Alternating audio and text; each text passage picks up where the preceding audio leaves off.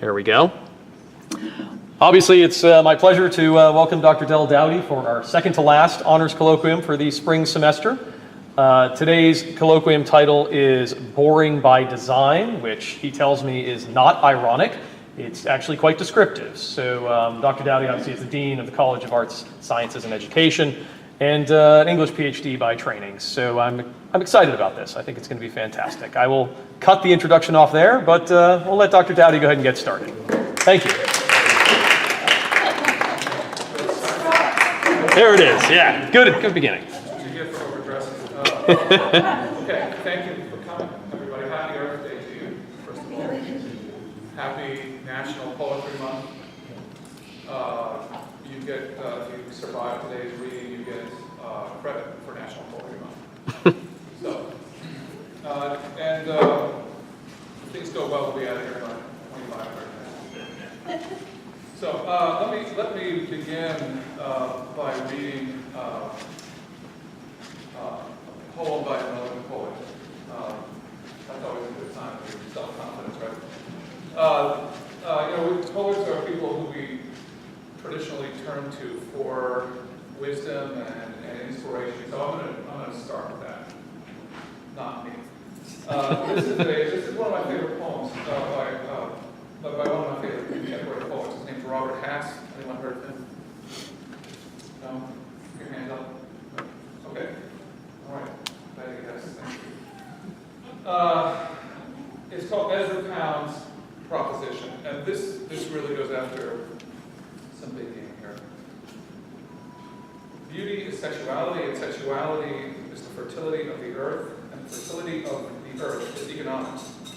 Though he's no recommendation for poets on the subject of finance, I thought of him in the thick heat of a Bangkok night. Not more than 14. She saunters up to you outside the Shangri-La Hotel and says in plausible English, "How about a party, big guy?" Here's more or less how it works. The World Bank arranges the credit, the dam floods 300 villages, and the villagers find their way to the city, where their daughters melt into the teeming streets, and the dam's great turbine, beautifully tooled in London or Dresden or Detroit, financed by Lazare Frères in Paris or the Morgan Bank in New York, enabled by judicious gifts from Bechtel in San Francisco, or Halliburton in Houston to the local political elite, spun by the force of rushing water, have become hives of shimmering silver, and downriver they throw that bluish throb of light across her cheekbones and her lovely skin. I love that poem. It's so smart. It explains so much. It's about eros and economics. And you can learn a lot by reading that, rereading it, and thinking about it. Enough for something a little different. I wanted to share this project that I've been working on. This is kind of a work in progress. Something I started doing a couple of years ago, and then I wandered away from it, put it aside for a while, and then took it up again last fall. And I haven't really settled on a title for this yet. Boring by Design might work. But the project has its roots in rhythm. There's a particular line I love. It's the iambic pentameter. It's the main poetic line of the English language. And so that's really what I'm doing here. My work is basically about hitting a certain rhythm. I love the steadiness of it. I love the swing of it. And so, really how this all began was, as I started getting into the line of work I'm in now, I got away from poetry, from trying to publish so much, but I wanted to keep in touch with it. And so I just developed this little exercise for myself where every day I would write 3 or 4 lines. It didn't have to be about anything great. I just wanted to kind of keep it in poetic shape. And, that's a pretty low bar to jump over every day. And I realized that I was accumulating a lot of lines of poetry. Nothing really great, but I liked the habit of it. And when you put all the lines together, I felt like it kind of gave you a real feel for the texture of life. So that's what this is really about. I have 14 pieces that I'm going to read. They're all fairly short, and this isn't false modesty. None of them are really great on their own, but I feel like, taken as a whole, it takes on a kind of density. That's not good word, density for poem, but then you'll see. I have a couple of rules that I follow. So in some ways, this is a conceptual poem. I try to avoid writing about things that traditionally matter in poetry. So love, death, politics, nature, passing of time, none of that, right? My real rule that I try to follow is I try to write about things that aren't worth writing about. So every day, at the end of the day, usually I'll say, what happened today that was, interesting, and I'll cross those things off the list, and eventually I'm left with some odd moment, and that's what I write about. One of my inspirations is John Cage, the great conceptual musician who says, if something is boring for 2 minutes, try it for 4. If still boring, then 8, then 16, and then 32. Eventually one discovers it's not boring at all. Think about that for a minute. If you don't agree, think about it for 2 minutes. All right, so here we go. I'll dive in here. This first one, I sometimes call these Instagram poems. It may be helpful to think of them as Instagram posts, trivial, ephemeral things. And some of them have titles. Titles don't really matter, and I may read them or I may not. The first one I'll read the title. It's called A Line of Little Splats. The sun is coming up. I'm pumping gas and staring at the ground. The melting ice that drips from off the car. It forms a line of little splats that grow in width with every drop. The numbers on the gas pump climb to 9, to 10. When I look down again, the splats will run together, form a solid line. It's an observation. How many people are at their first poetry reading here? Okay. So you may wonder, what do you do at a poetry reading? Do you clap at the end of your poem? Yes, absolutely. I find this is a good response to a poem when a poet finishes. So I don't know if you caught that. Okay, I'll do it again. That's all I have. Okay. Here's one called It's Pretty Stupid.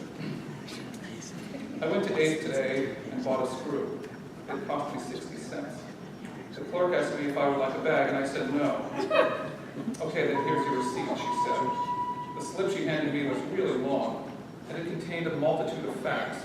A description of the screw, its price, the time of day I purchased it, and where, the refund policy, how to get in touch, who to call if I'm not satisfied, and news of all the bargains coming up. Wow, holy cow, I said, this thing is long. I held a tiny screw up to the long receipt. The clerk, she looked at me and said, I know, it's pretty stupid, right? Receipts are very long. I don't know if you've noticed, but our bookstore downstairs is the chief culprit of all retail places. I think I bought a shirt there once, and the receipt was as long as the shirt. It's like a tie. Okay, here's one called How Cool. I knew that when she saw me see her new shiny Yeti coffee thermos thing, that she would have to tell me all about how cool it was, and that she did. At length. Yetis, people love those things. You know what they always tell you? They keep the cold things really cold all day, and the hot things really hot all day.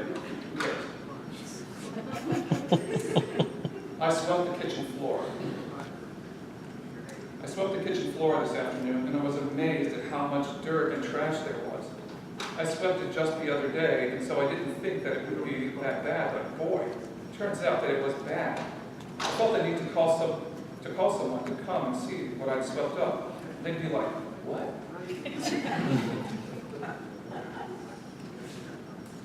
Okay, you do a great job. You're very responsible. Thank you. So boring, things that are boring tend to have a couple of characteristics to them. And a lot of times, boring has to do with repetition. Sometimes it has to do with confinement, and I've got one or two here that really kind of focus on the experience of being stuck or trapped somewhere. This one's a bit longer.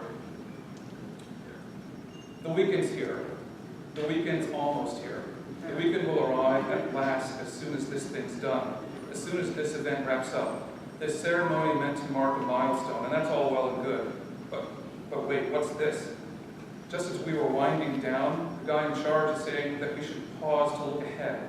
He asks if anyone has anything that he or she would like to ask. And so, of course, a hand goes up. So here we go. This person wants to know about next steps. The speaker nods his head and offers up some thoughts. And then someone else tacks on another thought, and someone else. That gal who always has to have a say. She gives a little speech. The weekend, folks. Am I the only one who cares, who needs to go? I look around the room. Dear God, I'm getting weak and don't know how much more that I can wear my yes, I'm listening face. And then there is another can, another round of thoughts, each one wiser and more worthy than the last. I look around again and everyone appears okay, so unperturbed. And then I see what's up. This has become a very special time, a moment that we won't soon forget, that will define our lives perhaps, a moment that we became a we, when oceanic hope is flooding everybody's precious heart. But I'm in a jail, the bars of which are made of unity and happiness, and now it's after 5 o'clock. Come on! Some of you may be okay, this one you may relate to. This one has its origins on a long sidewalk leading from the parking lot to this building. Back in February, another day of gray and cold and rain. We haven't seen the sun since I don't know. We're headed back to work for getting lunch. We march from cars, heads tucked and shoulders hunched, umbrellas overhead, or books or hoods, steering around puddles as best we can. Some people carry paper coffee cups, which seem to me a paltry consolation, but consolation nonetheless. I wish I had a cup to hold. Instead, I check the forecast on my phone, and all I see are rainy cloud icons lined up each hour of every day for days on end. I'll be so glad to get inside and stamp my feet and then to sit down at my desk. Though glad is not quite right. I'm not in any kind of mood to work or talk to anyone. Steve, I love you all, but sometimes. Okay, here's one that really kind of drills down on repetitive tasks. It's called, can you unload the dishwasher? Yeah, that's about to happen. Can you unload the dishwasher, she asked. Sure thing, I said. I touched the latch and pulled the door and started on the flatware rack.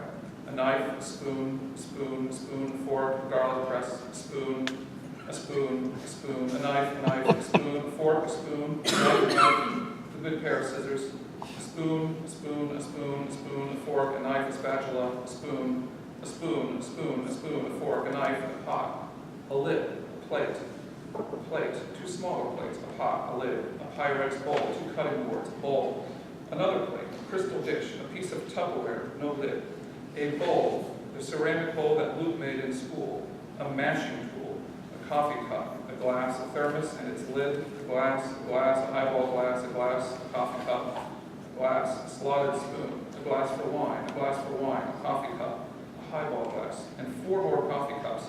I got those last 4 all at once. Awesome.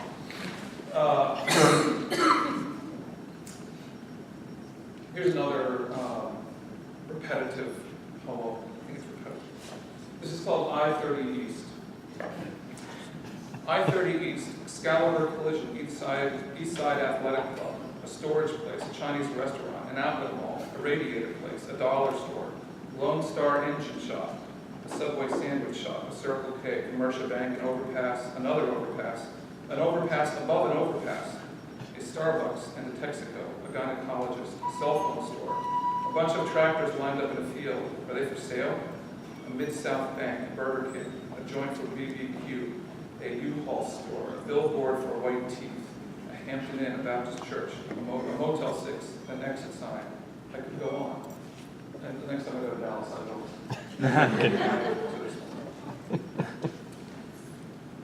Okay, some of these poems are anecdotes, and I try to avoid telling stories. And for me, the difference between an anecdote and a story is, a story is usually about a transformative moment in your life, and an anecdote is not, right? It's a narrative of events, nothing changes for anyone. So I have a couple of those. Here's one called A Fancy Night. We got invited to a fancy night, a night of drinks and steak and shrimp, some hob, some knob, probably some dancing too. So Lee put on her party dress, and I my coat and crisp bow tie. When we arrived, the first thing that we saw was this young guy all dressed in black and spraying paint across a canvas that was wide enough to fill a room. There was some abstract sort of piece, a splotch of gold, a dash of blue, and then, why not, a jag of red, that kind of thing. And everybody gathered around, a drink in hand, and everybody said, "Oh wow," or "Look at that." But over on the side, there stood a cop in a standard issue shirt and pants.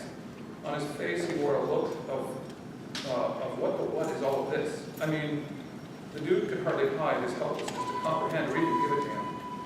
I noted him along the sequence set, and later on, when I stepped out a sec to get some air, I saw this very guy again. But now he stood off by himself behind the folding table near the door and gladly gnawing on a chicken wing.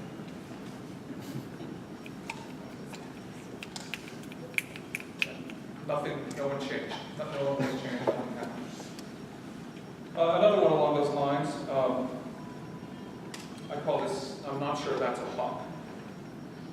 I'm heading out for lunch and someone says, "My God, check out that red-tailed hawk up there." I look up at the sky and see the bird. I shrug. "I'm not sure that's a hawk," I say. "That's not a hawk?" "I'm pretty sure that's not a hawk," I say, again, as gently as I can.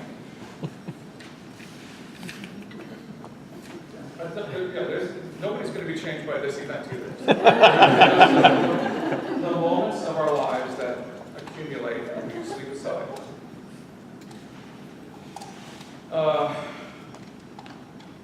This next one has some profanity in it, though, so that might liven things up. It's Wednesday once again, and once again I'm off to work. But first, before I leave, the dog is scratching at the door to go outside. "God damn," I say, "open up the door." He scurries out, and while I wait for him to sniff around and poop or bark at squirrels or do whatever is aflame with him today, I sit down and Google Parks and Rec, because I've been wondering which one of all the characters I am. That's what you do. That's what you do when you go out inside. You have to go out one more time to go to work. Okay, how are we doing? Are we doing all right? We want to take care of the audience. That's important. We have three more to go. Right on time. Okay. This is all I want. I'm at the big box store, the garden cart, and reading labels on the traps for moles. I don't know what to buy. Should I go with traps, or should I buy the little poison pills you bury underground? Or maybe buy the sonic spikes? What works the best? Who knows? Who really knows? I ask a passing clerk, who shrugs. I roll my eyes. He either doesn't know or doesn't care, or both. He probably hates his job. So I ask the oracle, the internet. It says that everything is wonderful, and also everything is not, of course. So how to kill a mole? That's all I want to know. That's all I want. My God, this is my life right now, I think.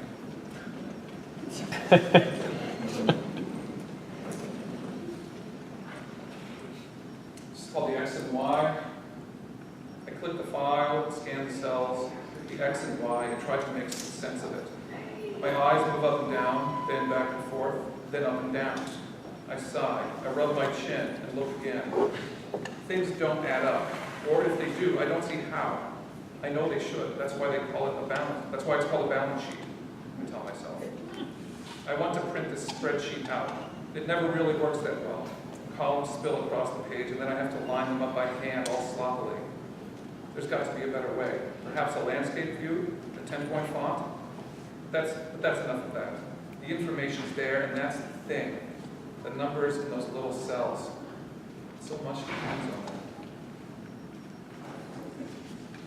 trying to riff on William Carlos Williams a little bit there.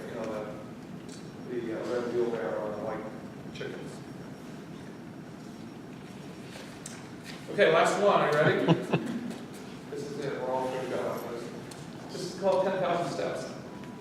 This afternoon, I walked around the block 2 times to try to reach 10,000 steps. I need to keep in shape. I need to not get fat. I need to lose a lot of weight. These are the things I tell myself all day. I walk around the block and every now and then I check the app. 2008, and when I stop to look at it again, I'm standing at 4,035. Okay, I will take questions. If anybody has any questions.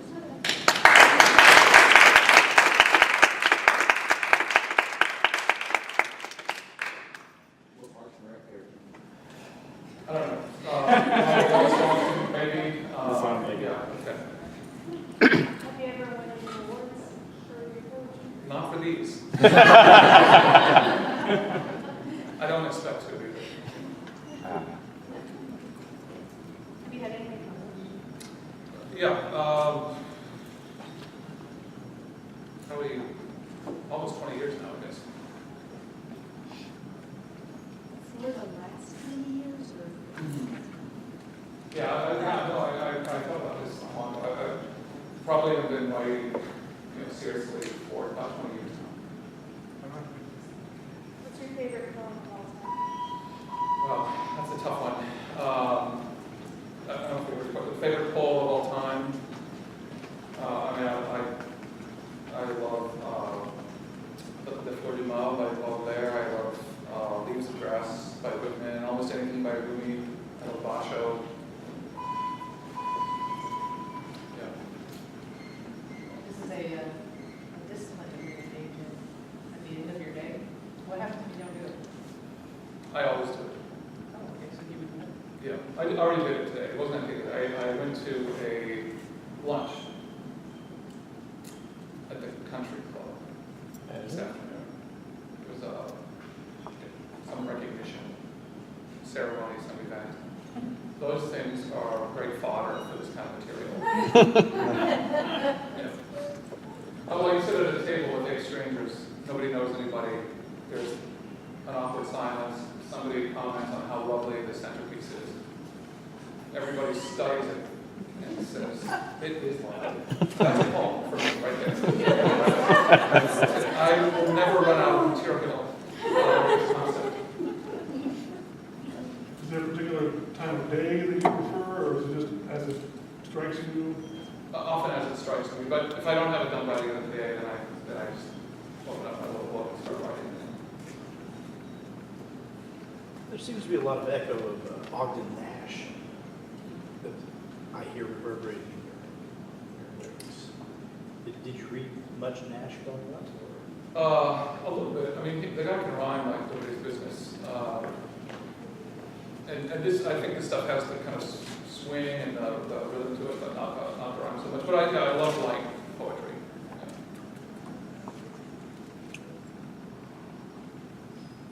Are there any other questions, comments? Anyone want to offer any of their own in rebuttal to these? No?